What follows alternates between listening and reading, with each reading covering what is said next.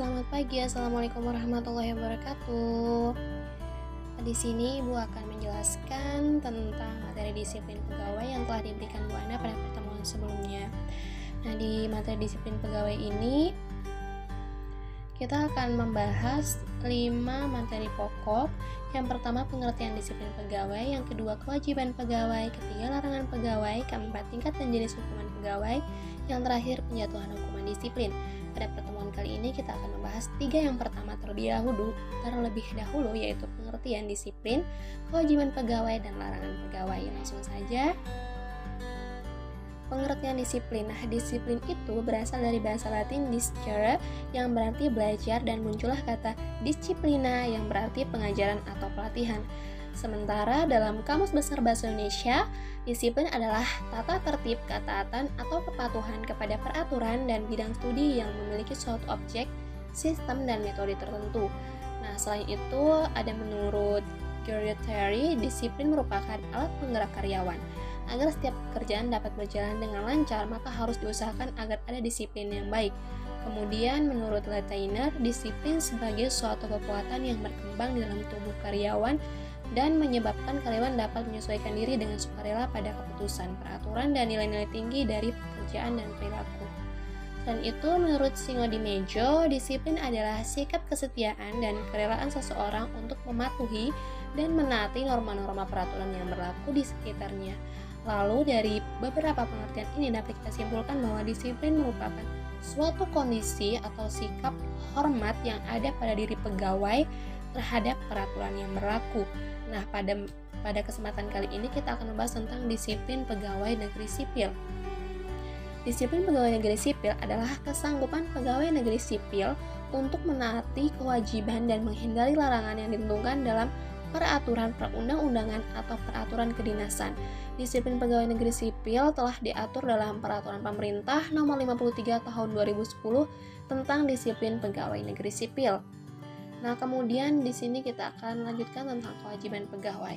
Nah, kewajiban pegawai itu diatur dalam Pasal 3 Peraturan Pemerintah Nomor 53 Tahun 2010, juga pada peraturan terbaru Peraturan Nomor 11 Tahun 2017 tentang disiplin pegawai. Nah, di sini tuh ada beberapa poin tentang kewajiban pegawai, mulai dari mengucapkan sumpah janji PNS, mengucapkan sumpah janji jabatan, setia dan taat sepenuhnya kepada Pancasila, UUD 45, Negara Kesatuan Republik Indonesia dan pemerintah, mentaati segala ketentuan peraturan perundang-undangan, melaksanakan tugas kedinasan, menjunjung tinggi kehormatan negara, pemerintah, dan martabat PNS, mengutamakan kepentingan negara daripada kepentingan sendiri, memegang rahasia jabatan yang menurut sifatnya atau menurut perintah harus dirahasiakan, bekerja dengan jujur, tertib, cermat, bersemangat untuk kepentingan negara. Nah, untuk yang lainnya nanti saya akan share di WA.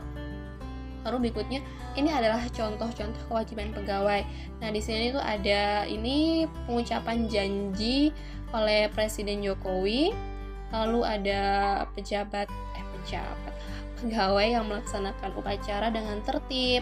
Lalu ada pegawai pemerintah yang melayani masyarakat dengan sopan dan ramah. Ini ada menteri yang menjalankan tugas kedinasannya. Lalu di sini ada pegawai yang melaksanakan pekerjaannya dengan tertib. Dan ini ada hal yang sama juga.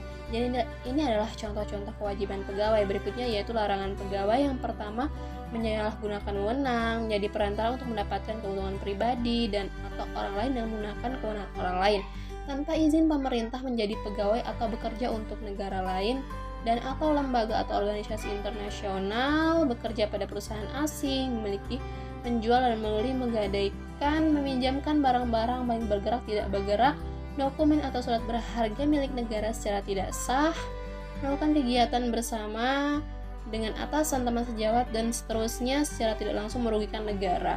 Nah, di sini larangan-larangan pegawai ini nanti akan saya share juga di grup PA untuk anak-anak bisa membacanya dengan lebih detail lagi ya untuk mempersingkat waktu kita.